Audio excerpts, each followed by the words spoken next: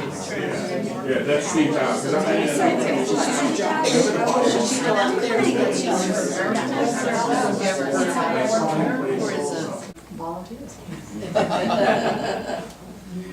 Thank you.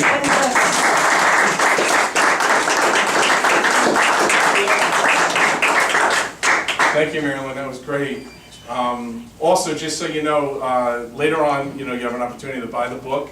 It's suggested $7 donation. All the money tonight for the book will be going to New Hope. Okay, so, and they just do obviously such tremendous, great work. All right. I also want to thank Liz O'Brien. I don't believe she's here, but I want to thank Liz O'Brien, who actually helped me edit, proofread, and clean up my mess and make it look presentable. Without her, there's no way this would have happened.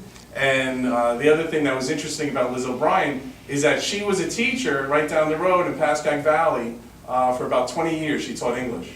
So I needed somebody really good to clean up my mess. I also want to thank, he's not expecting this, but that's the best part of it, my dad in the back. He's incredibly pro-life.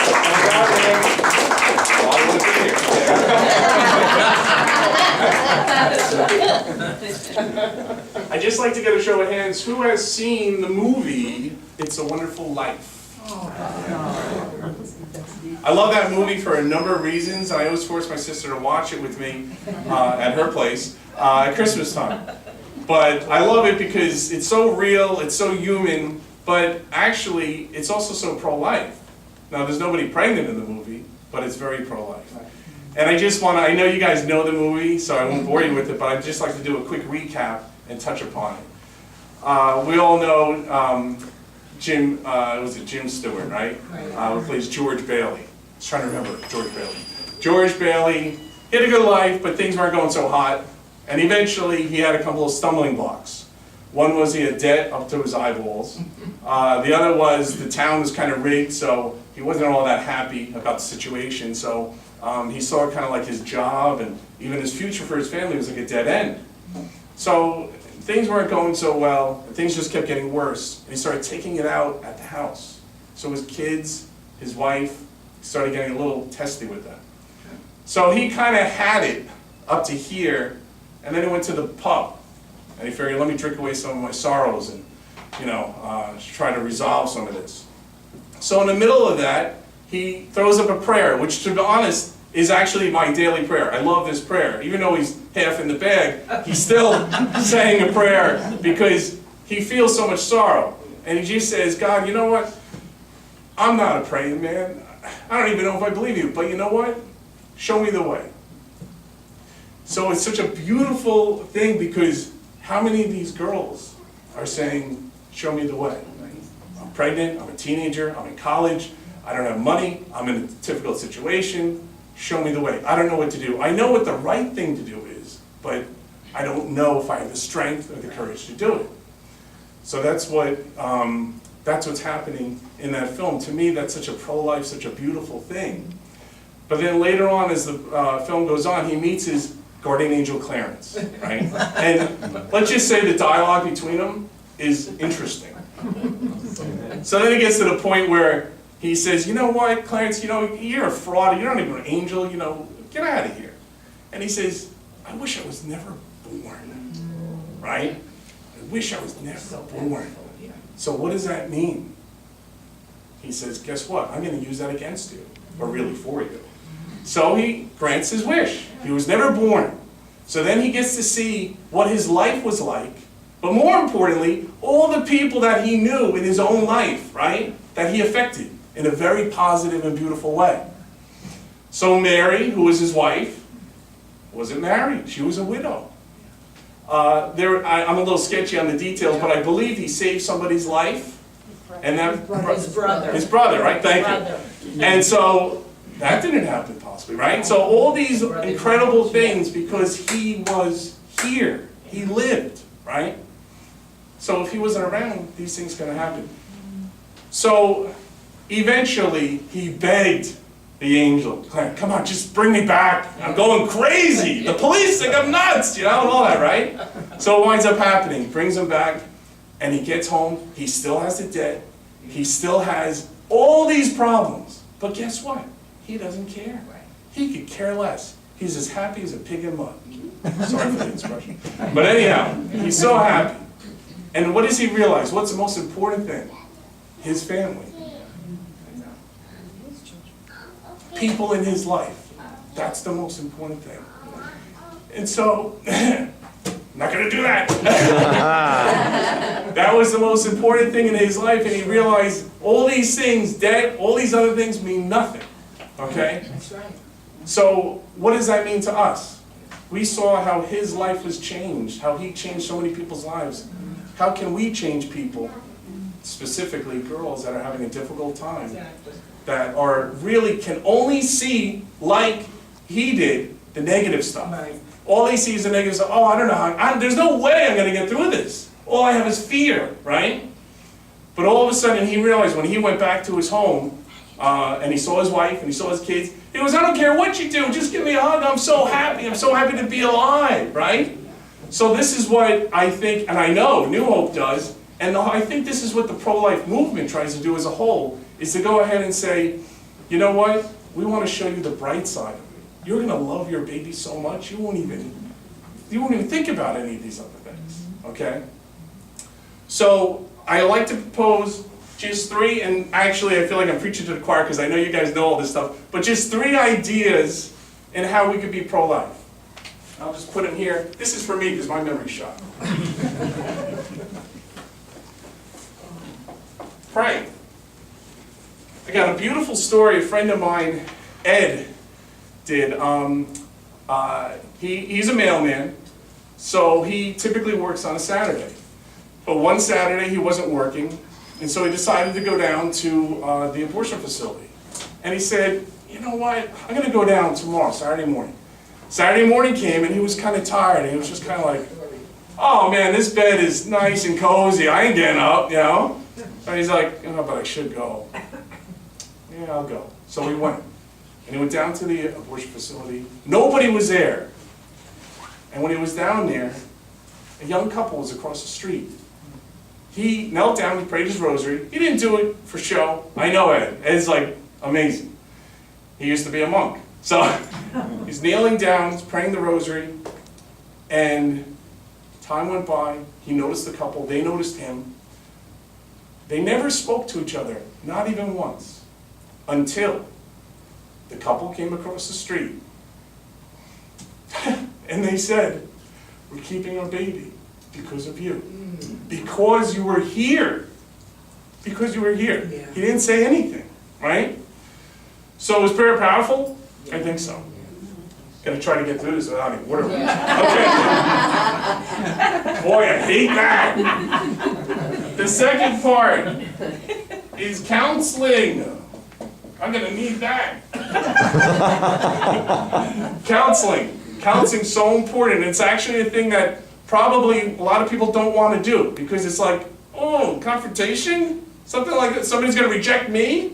Well, you think of the grand scope of the whole thing, we're talking about a woman in trouble, a baby. Who cares if they reject you? It's the idea of offering hope, new hope, right? So I have a funny story. A while ago, when I first got a little involved, whatever, went down and prayed, and I'm just saying to myself, not to anybody else, I'm just staying here. I ain't never going over there and counseling. That's it, you know? So there's, you know, a couple other ladies there, whatever, and some other people, and praying and so forth, the rosary, and then this lady next to me says, why don't you go over there? Why don't you talk to them? They're like your age. And I said, some time went by, go over there. And then she looked at me right in the eye, she goes, get over there. And I said, I think I'll be more comfortable over there than here. So I said, I better do that. So it's just funny because sometimes you don't think that you're going to do something, and you even swear you're not going to do something, but God has a different plan. And it's not about me. It's about what He wants, and more importantly, it's about what somebody else needs, right? So counseling. There's a beautiful story with this. Generally, as a general rule, I hate reading to people because I don't like being read to, but I'm breaking that rule in this case only because This is a short little story of a couple that turned around. I'll tell you the beginning part. The beginning part was down in Englewood, and it was a young couple, around 20 years old. They were about to walk in, and just saw them out of the corner of my eye. I was talking to somebody, ending conversation, and then I tapped the guy in the shoulder. Usually, get lost, leave me alone, or whatever, just ignore you. Well, in this case, I couldn't believe it. They let go of the door, turned around, and the couple started talking. I couldn't believe it. It was almost like they were saying, help me, right? So this is what's so amazing, because we don't know where people are coming from, where they're at. So what wound up happening was, we talked, or I talked, and they listened. That's part of the purgatory. Okay, just kidding. And so it was a great thing. We walked to New Hope. And the whole time we walked to New Hope, I'm like, what am I going to say? Even I had a loss for words, right? But what am I going to say? And the bottom line was just praying and asking God, what should I say? And then He gives you the words. And sometimes you don't have to say a lot. But the bottom line is it's the positive stuff. It's like, hey, look, I know you're looking at all this negative stuff. And that's real. I'm not saying it's not real. But there's a positive aspect to this, okay? So we got to New Hope and we talked to Carol, Margaret Scully, all these great people. And the couple said, and this is a great story, period, but it's a great story also because it involves another pregnancy center, which I think is awesome, working together. I love it. It's called Lighthouse. The couple insisted, and she was early in her pregnancy, I want to see my baby. I want to see the ultrasound. So we called Lighthouse. Can we do that? Absolutely. Why not? So we did it. They went to Lighthouse. I said, oh, you know, I'll take you there because you're afraid they're just telling you they're going to take off, right? But no, they went. And there's another element. Why is it important to trust? This is God's work, not mine, right? So what happens? They go there. And this is what she said.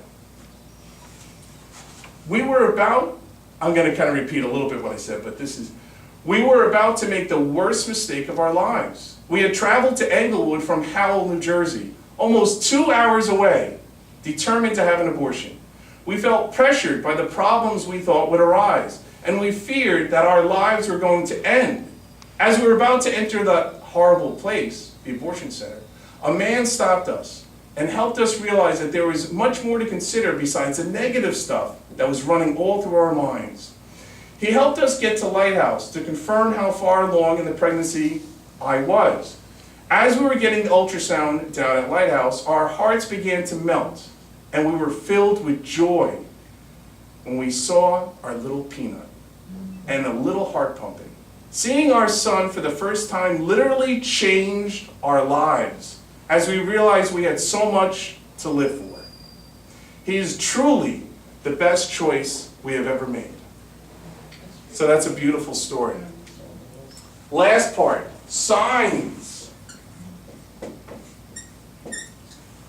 I love this. I love all these stories, but these are probably my 3 favorite stories.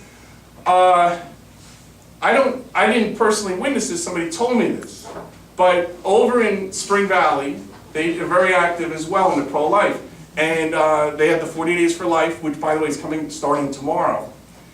And there was a girl driving. She was pregnant, and she was, filled with fear and anxiety. And she's driving, and she asked God. She says, "You know what? I just want a sign. I don't know what to do." It's kind of like she knew what to do, but she was struggling with it still. I don't know what to do. Just give me a sign. She's driving down Route 59, Spring Valley, down it's chaotic, crazy, right? She got a little lost. I don't know where she was going, but she was going somewhere. She made the wrong turn. But the wrong turn was the right turn, because what wound up happening was she made a left-hand turn.